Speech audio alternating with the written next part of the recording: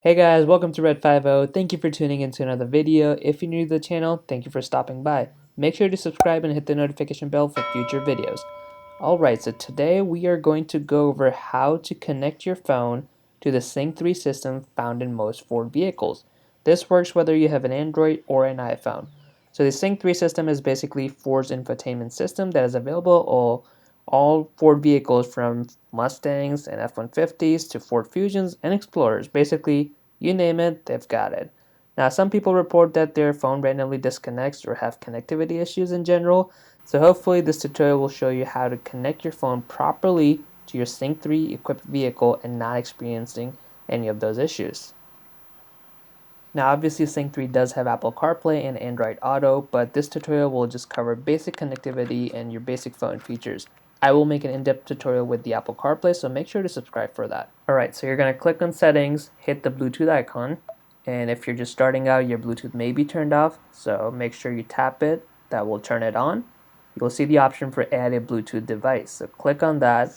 This will allow your Mustang to be discovered as a Bluetooth device. So you're going to switch to your phone. In my case, it's an iPhone. So you go to the settings, go to Bluetooth, and make sure the Bluetooth is on, obviously.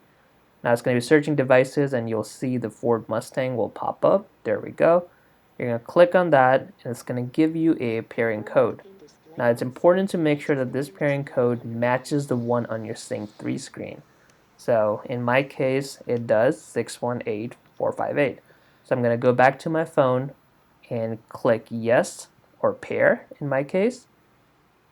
And it's important to go back to your screen again and hit yes to verify, so that way both devices can communicate now. So now it's just communicating to your phone, and now that it's done, it's going to get you the message that the pairing is successful. Once that screen pops up, you're going to get this 3 different options. So make sure to hit it as your favorite phone, especially if you're going to be the primary user. And you can turn out the auto download context, and 911 said I normally also leave it as off, but if you're in a collision, it can dial it automatically for you, which is a really neat feature to have.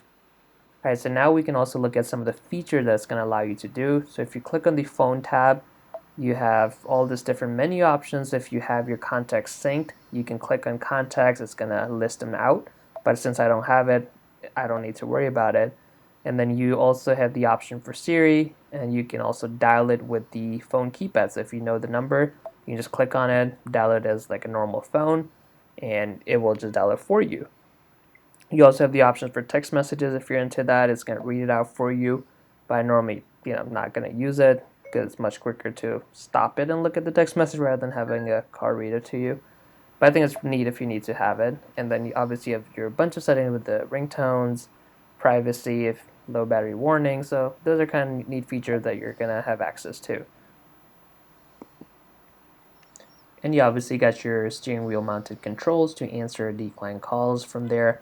So there you have it, guys. I mean, obviously it's a really basic feature to have, but this is for someone who doesn't want to use Apple CarPlay or Android Auto. They just want their phone to be used as a phone and maybe just play some music.